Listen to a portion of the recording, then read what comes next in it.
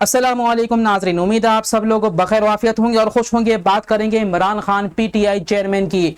उनके लिए मजीद मुश्किलात में इजाफा होने जा रहा है। 5 अगस्त से पहले 5 अगस्त वो तारीख है जिसके अंदर पीटीआई की पूरी एक तहरीक चलने जा रही है कि खान साहब को रिहाई किया जाए। अलबत्ता तहरीक के साथ साथ पीटीआई ने बाकायदा लाहौर मीनार पाकिस्तान पर जलसे का भी ऐलान कर दिया है। लेकिन उससे पहले 5 अगस्त से पहले हुकूमत जो है पूरा दबाव डालने की कोशिश कर रही है। पूरे तरीके से खान साहब के गेट जो है वो घेरा तंग करने की कोशिश की जा रही है।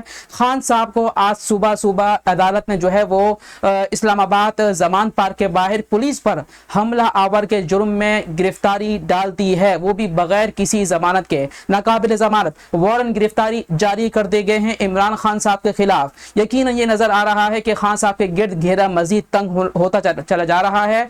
दूसरी तरफ बात करेंगे खान साहब के बेटे कासिम और सुलेमान की। आपको पता है कासिम और सुलेमान इस वक्त अमेरिका में मौजूद हैं और अमेरिका के अंदर अपने बाप के लिए फुल जो है मुहिम जो चल रही है। अपने बाप इमरान खान की रिहाई के लिए वो तहरीक चला रहे हैं और बाकायदा अमरीकी हुकूमत के नुमाइंदगान से राब्ते कर रहे हैं और उनको अपने एतमाद में ले रहे हैं। क्या इसके बाद इमरान खान के दोनों बेटे कासिम और सुलेमान पाकिस्तान आएंगे? पाकिस्तान आने के बाद तहरीक का हिस्सा बनेंगे या नहीं बनेंगे, या फिर अगर तहरीक का हिस्सा बने भी तो उनके ऊपर गिरफ्तारी होगी या नहीं होगी? ये बहुत से सवालात जन्म दे रहे हैं जिसके जवाबात क्या हम इंतजार कर रहे हैं। जबकि आपको बताएंगे कि राना सनाउल्लाह जो कि मुशीर वजीर आजम है, उनका यह कहना है कि अगर खान साहब के बेटे पाकिस्तान आना चाहते हैं तो जरूर आए, तहरीक का हिस्सा बनते हैं तो पुरअमन तहरीक का हिस्सा जरूर बने। लेकिन अगर इंतशार की कोशिश की तो खान साहब के बेटे कासिम और सुलेमान दोनों के ऊपर गिरफ्तारी डाल दी जाएगी। ये बड़ी खबर आपको बता रहा हूं, तो वीडियो को लाइक शेयर और जरूर कीजिएगा